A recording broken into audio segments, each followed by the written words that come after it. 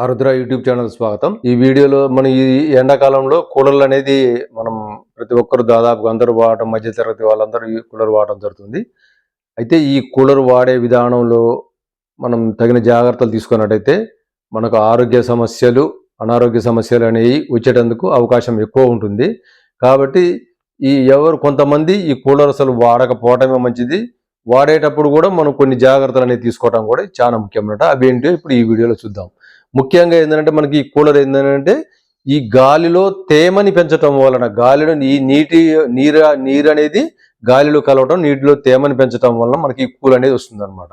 ఈ గాలిలో దాన్ని ఏమవుతుంది ఇప్పుడు మనకు ఇప్పుడు తీర ప్రాంత ప్రజలు ఉండరనుకో, సముద్ర పొడ్డున ఉన్న వాళ్ళకైతే అక్కడ సముద్రం నుంచి వచ్చే గాలి మీద నీళ్ళలో తేమ ఉంటుంది కాబట్టి అక్కడ ఈ కూలర్లు అనేవి పనిచేయమన్నమాట. మనకు కూడా ఒక్కొక్కసారి ఏమవుతుంది, మనం గదిలో పెట్టుకొని ఒకే గదిలో పెట్టేసి దాని వెంటిలేషన్ లేకుండా చేసేసి మనం ఆ కూలర్ వేసుకున్నప్పుడు ఏమైందంటే ఒక 10 నిమిషాల తర్వాత మనకు చెమట కారుతుంటుంది, కూలర్ నడుస్తూనే ఉంటుంది, చెమట కారుతుంటుంది. ఏంటంటే ఆ గాలిలో తేమ శాతం అనేది పెరిగిపోయింది అనమాట. పెరిగిపోయినప్పుడు మనకు ఉబ్బ తీయడం స్టార్ట్ అవుతుంది అనమాట.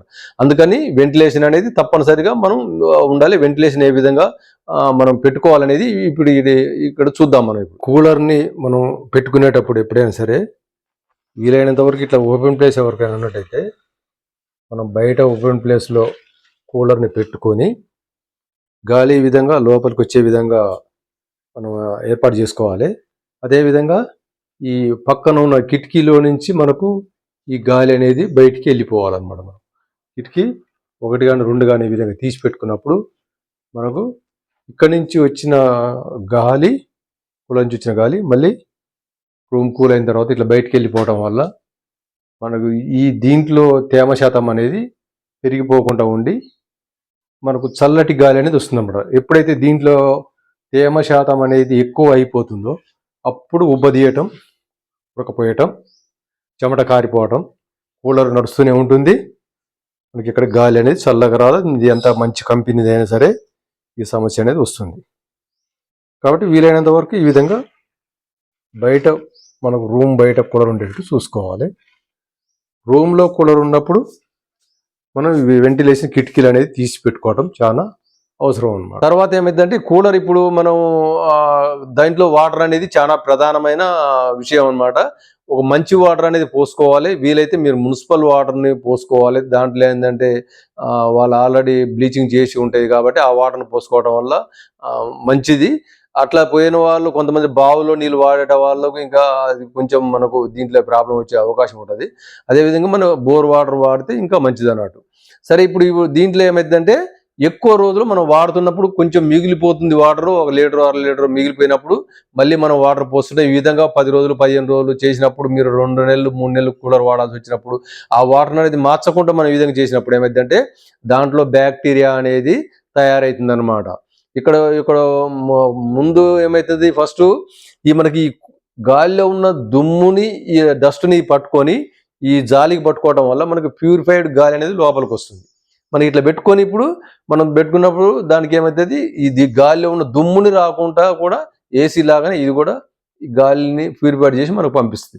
అదేవిధంగా నీరు ఎప్పుడైతే కూలర్లో మిగిలిపోయినప్పుడు అందులో బ్యాక్టీరియా అనేది తయారవుతుంది. ఎక్కువ రోజులు నిల్వ ఉన్నప్పుడు నీళ్ళు వాసన కూడా వస్తుంది మనకు. ఆ బ్యాక్టీరియా అనేది తయారైంది. ఆ బ్యాక్టీరియా తయారైనప్పుడు మనం అదే వాటర్ని మనం రన్ చేసుకొని మనం గాలి పీల్చుకున్నప్పుడు మనకి హెల్త్ సమస్యలు అనేవి కూడా వస్తాయి అన్నమాట. ఏంటంటే దానివల్ల ఆ బ్యాక్టీరియాని మనం ఇక్కడ దుమ్మునైతే ఇవి ఆపేసింది కానీ బ్యాక్టీరియా అనేది ఆపేయలేదు కాబట్టి గాలిని కలిసి వస్తుంది కాబట్టి హెల్త్ సమస్య. అయితే ఆ విధంగా రాకుండా ఉండాలంటే మనం ఏం చేయాలంటే దీంట్లో మనం వాటర్ అన్ని అయిపోయిన తర్వాత లాస్ట్లో 1 లీటర్ 1/2 లీటర్ నీళ్ళు 2 లీటర్లు మిగిలినప్పుడు దాంట్లో 1 చెంచా 2 చెంచాలంతా బ్లీచింగ్ పౌడర్ని ఒక వాటర్లో కలిపేసి 1 లీటర్ నీళ్ళు బాగా కలిపేసి మనం దీంట్లో పోసుకోవాలన్నమాట. దాంట్లో పోసేసి ఆ కొంచెం వాటర్ ఉన్నప్పుడే పోయాలన్నమాట. పోసి ఏంటంటే దాంట్లోకి 1 లీటర్ 2 లీటర్ నీళ్ళు పోసి ఒకసారి రన్ చేయాలన్నమాట. రన్ చేసినప్పుడు ఈ జాలీలు మొత్తం కూడా తడిచేటట్టుగా చేసిన తర్వాత మళ్ళీ మనం ఒక 10 నిమిషాలు ఆగేసి మనకు కావాల్సినంత వాటర్ ఫుల్గా నింపేసి తర్వాత మనం రన్ చేసుకోవాలి. రన్ చేసుకున్నప్పుడు దీంట్లో ఉన్న బ్యాక్టీరియా అనేది కూడా మొత్తం చనిపోతుంది అనమాట. ఏంటంటే అందరికీ ఆ వాటర్ అనేది బయటికి తీయడం, దాన్ని మళ్ళీ క్లీన్ చేయడం పోయడం అనేది సాధ్యం కాదు. కాబట్టి మనం ఈ విధంగా చేసుకున్నప్పుడు ఏమిటంటే అందులో ఉన్న బ్యాక్టీరియా అనేది చనిపోతుంది. మనకు ఆ వాటర్ అనేది కూడా వాసన రాకుండా కూడా ఉంటుందన్నమాట.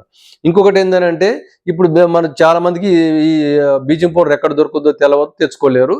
అలాంటి వాళ్ళకి ఇంకా సింపుల్ చిట్కా ఏంటంటే మనకు సముద్ర ఉప్పు, దొడ్డుప్పు ఏదైతే ఉంటుందో ఆ దొడ్డుప్పుని ఒక చారెడు ఉప్పు తీసుకొని మనం 1 లీటర్ నీళ్ళలో కలిపి, అందులో ఉన్న కొంచెం లీటర్ నీళ్ళు ఎక్కువ ఉండొద్దు, మనం తక్కువ నీళ్ళు ఉన్నప్పుడే 1 లీటర్ 2 లీటర్ ఉన్నప్పుడే 1 లీటర్ నీళ్ళలో ఆ చారెడు ఉప్పు అంతా కలిపేసి మనం దాంట్లో పోసేసి ఇంతకుముందు చెప్పినట్టుగా రన్ చేసేసి ఆ జాలీలను తడిచిన తర్వాత మళ్ళీ మీరు కావాల్సినంత వాటర్ పోసుకొని రన్ చేయటం వలన ఏమవుతుందంటే ఉప్పు కూడా క్రిమి సంహారిణిగా పనిచేస్తుంది.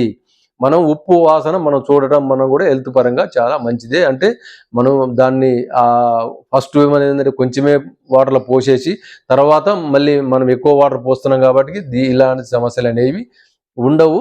ఫస్ట్ వచ్చినప్పుడే దాని వాసన అనేది వస్తుంది. మనం మరింత వాటర్ పోసిన తర్వాత ఎలాంటి సమస్య ఉండదు.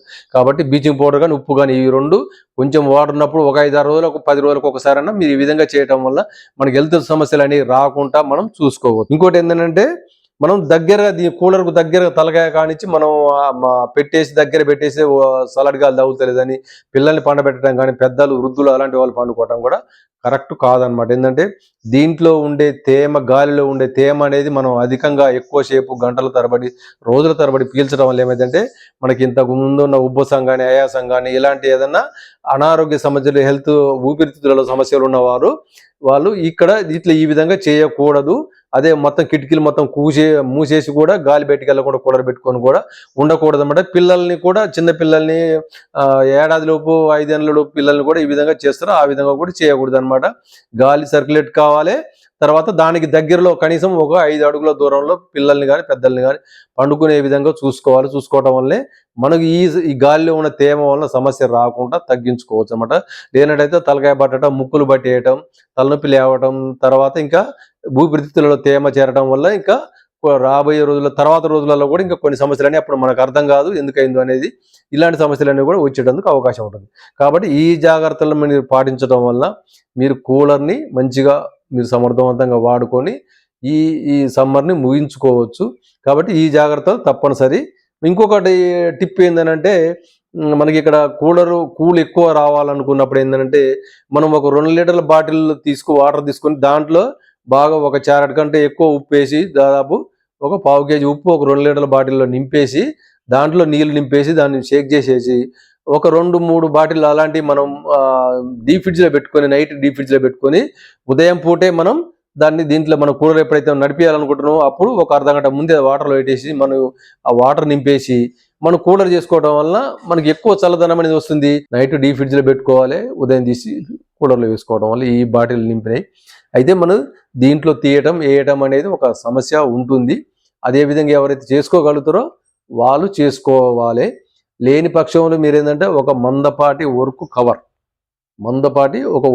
తీసుకొని దాంట్లో ఉప్పు నింపేసి దానికి నీళ్లు పోసేసి దానికి రబ్బర్ బ్యాండ్ తాడో బిర్రుగా కట్టేసినప్పుడు మన దీని కూలర్కి వెనకాల మనం వాటర్ పోసే గ్యాప్ ఏదైతే ఉందో దాంట్లో నుంచి దాంట్లోకి అందులోకి వదిలేసినట్టయితే మనకు మళ్ళీ తర్వాత మనం తీయాలనుకున్నప్పుడు కూడా దానికి ఒక దారం లాంటి కట్టి బయటికి పెట్టుకుంటే మళ్ళీ తీసుకొని మళ్ళీ డీప్ ఫ్రిడ్జ్లో పెట్టుకొని మళ్ళీ తీసుకొచ్చి దాంట్లో వేసుకోవడం వల్ల ఎక్కువ కూల్ వచ్చేటందుకు మనకు ఇది ఒక సహకరిస్తుంది. దీన్ని చేయగలిగిన వాళ్ళు ఇది చేసుకోవచ్చు. ఈ వీడియో నచ్చినట్టయితే లైక్ చేయండి, షేర్ చేయండి. మరొక వీడియోతో మీ ముందుకు వస్తూనే ఉంటా. మీ ఆరుద్ర. నమస్కారం.